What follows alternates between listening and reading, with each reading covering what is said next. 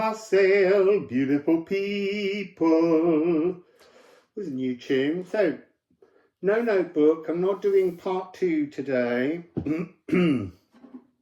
Although it does have the most fabulous title. I am excited to do it, but it's nice to just let go for a day and not hold all the facts and data and statistics and the long saga storyline in your head.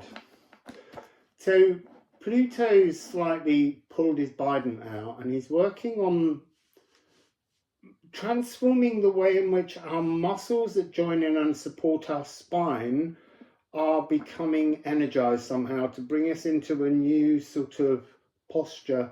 I want to say cuboid bone in the feet. That's been awakened for me. And the other thing, which I think is a very big collective thing, is a kind of like a sinus headache without phlegm. Just intense pressure deep inside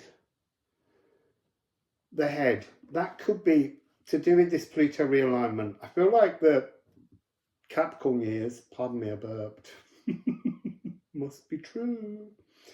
The Capricorn years were an increasing in pressure. Remember, it's cardinal earth, and so when your spine's in cardinal earth, there's something about almost feeling a bit buried alive, and now we're coming back out into the air, and so there's a realignment. Anyway, let's just go with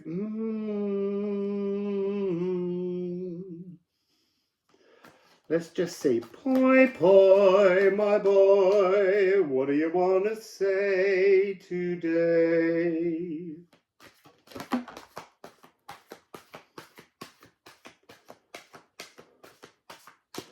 So it's interesting, the moon card has fallen. It's upside down, it's leaning, it's caught, it's kind of at this angle. And there's something, so it's kind of like that.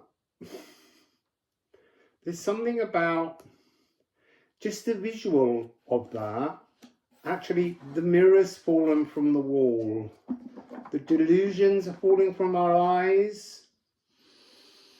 The distortions are being released from within ourselves. It's all coming through that. Who are you? Who are you? You see, now there's a message coming through. Maybe it's in the thing today.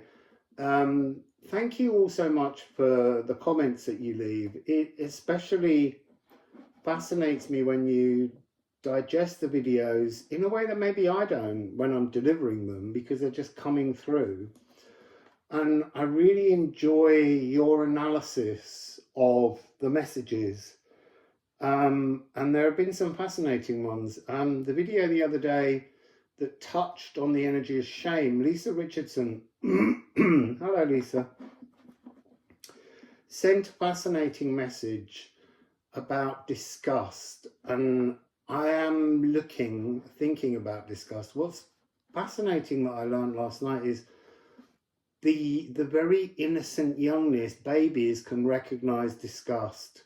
And disgust is a facial expression that is the same all over the world, because it has some kind of, in its natural form, it's a protection, but in its societal moral compass form, it's a bit of a sledgehammer. So I'm going to look at it, and I'm sure it will come into a reading.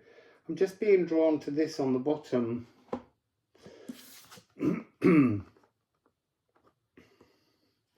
So the message I'm getting is nothing is as black and white as you imagine it is. It's all about the grey in between, the colours, the spectrums.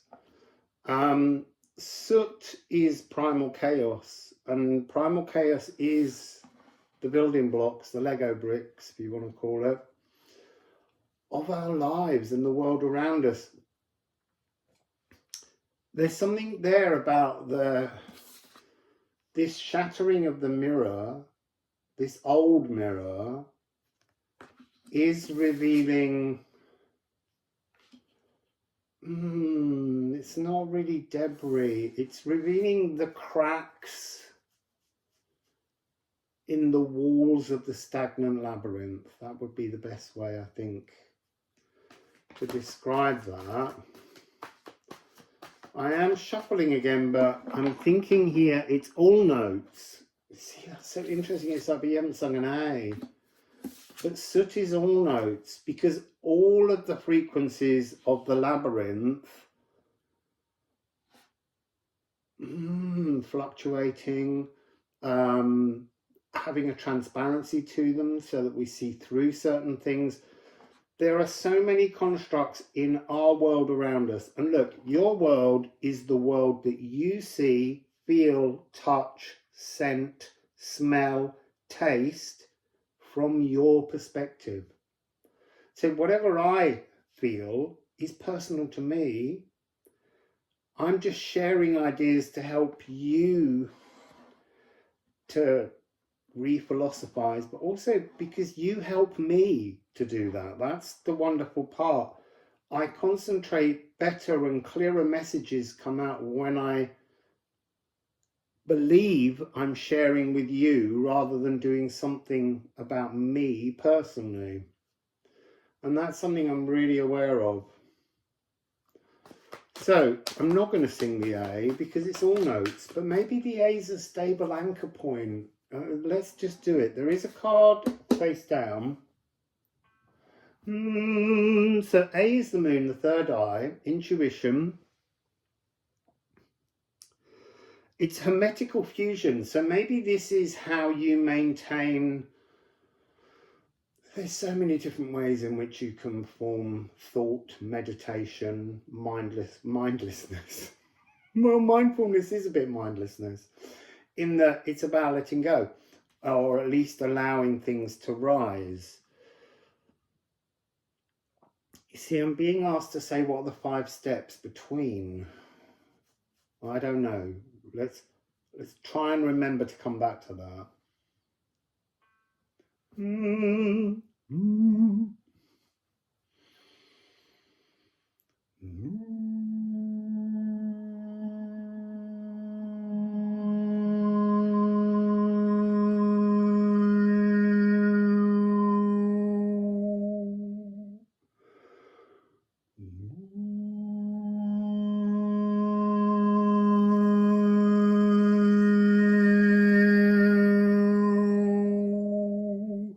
So it's being suggested that I pose the question of, have you recently felt like your auric field has collapsed and is almost within your physical frame? You might notice that you are feeling less aware within your body, like walking into door frames or just hitting yourself on things, not being aware how your aura teaches you to feel a corridor. So you might be walking down a corridor or a hall in your house and suddenly you've walked into the wall, whereas ordinarily your auric field acts as a kind of buffer, like the cat's whiskers. Chrissy, cat's whiskers, see? They're like something that senses the edges of your width but takes you further so that you can navigate space, physical space. And there's been this energy I feel in the collective where it's almost like someone switched it off and suddenly you're trying to move around. It's, I guess, it's regrowing, but I don't know that. So what's this other card? Oh, I see, look, solar eclipse. Galactic opportunity. So we've got the moon in the darkness, the dark side of emotions. We have to look at the dark side of our emotions, because without them as thoughts, they don't need to be actions, but they need to be considerations, those thoughts. And it's not so much about editing them away, it's about acknowledging them and working out how to travel and wear and feel and sense those less and less. See, that's coming across as like this auric collapse is something to do with the solar eclipse and Pluto. I can't let go of Pluto at the moment. Pluto will not leave me alone. So this is an A and an E.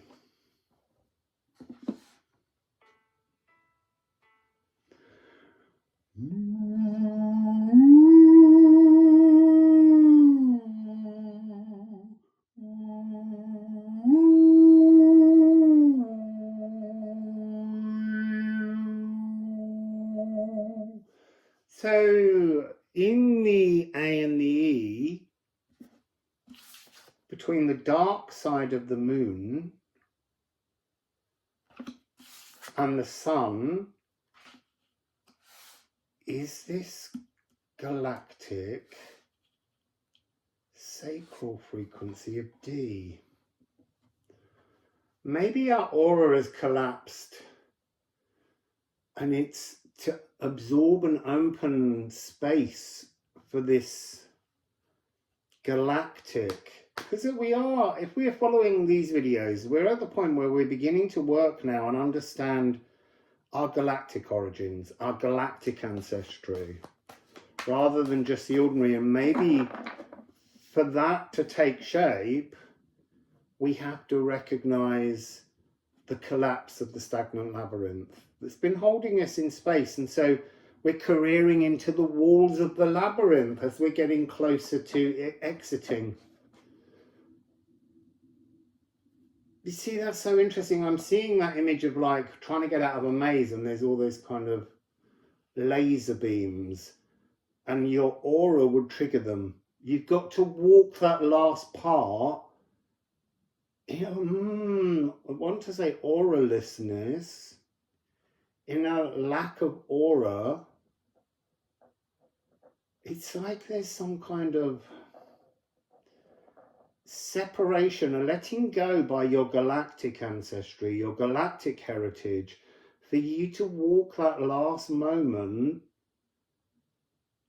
alone. But at the same time, it's like you've gone there and your aura is recharging in that space behind the moon we look at, because the moon we look at is giving us the emotions that trap us in the labyrinth.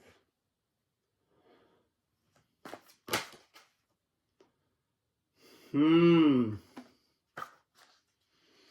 see, this is like, as I always call it, it's something that's coming in that you can't see. So if cards fall on the floor, they're a done deal. But when cards turn over in the deck, there's something that's coming in that you can't see. But it will never come in if you can't find a way to believe in blind faith, I guess. So we have now Janus, Capricorn, and we have Salt, which is a magical materialization. There's something you can see in these cards. There's very little colour, and the main colour here seems to be blue, green and yellow. So to me, that's about communing in the natural world joyfully. And that's something that's very hard for us to do when we're walking trapped, enslaved, caught in, imprisoned in the stagnant labyrinth. So 10:55. Setting time, and it's F. So now we've got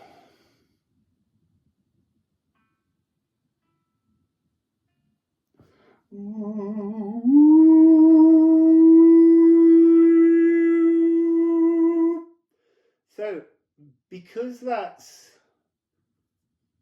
so interesting. It's like I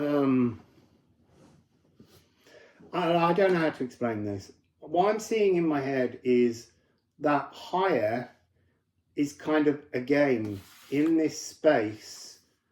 Janus is the two-faced god. Faces forwards, faces backwards. Sometimes it was originally thought of as being Janus and Ædan. So Janus and Diana. Sun and the moon in many ways. Sun and the moon in many ways. Oh, Janus Revelations. Wake up, this is the Janus Geminus. It's like a reminder,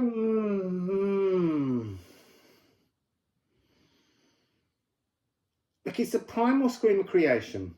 There's something here about there being like a galactic Janus Geminus, a galactic opportunity. And most of the time we're doing all of our work in the physical world. When we're asleep, we're doing our work in the astral, in the galactic sense of realms. And this is about setting time, but it feels more like the substance of all things physical. It feels like the salt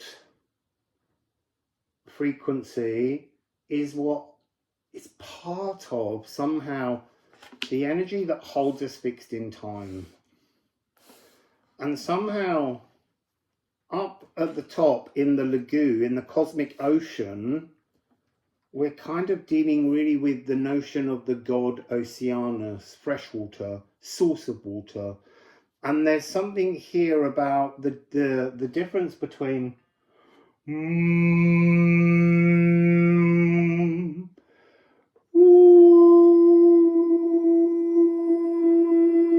see, that one wants to keep pulling down because it's attached by the salt that materializes our consciousness into cells with bacteria and biome. And this is somehow about floating. It's that kite thing again. Floating safely in the lagoon. I mean, are we transforming the way in which we see, feel, taste, shape, eat, sense? Are we? It's not just our spines. I feel like our spine, it's almost like there's been a tangle, and now you can undo more, and your kite, your consciousness can sail past the moon into this galactic territory. And so at first, that's going to feel rather disconcerting.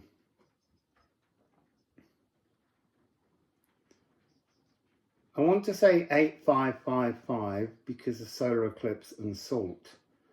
I might have an angel number reference for you that you can look up. I'm going to take the runes, the Liffruma Healing Oracle deck, and just see if there's a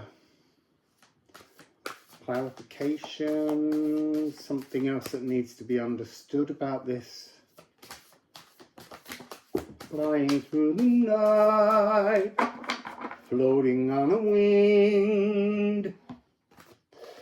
Oh, look. It's just too beautiful. So we have Ur and Sigil, Seal. This is how you free your life force. It's like it's just a philosophical notion that will free your mind and the rest will follow. Free your mind! It's freeing us. It's so look, the aura shrunk. The aura somehow feels like the next thing it needs to do is to be the line, the kite, the thread that goes up and meets your sacral.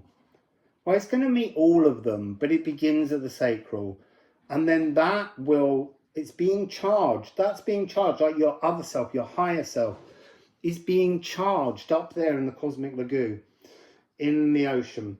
But it's being charged with fresh water. It's being charged with purified frequency. And then that's going to feed down and that's going to pump back up our auric field. So let's just get some ceramics that the lovely Daniela made. Hello, Daniela.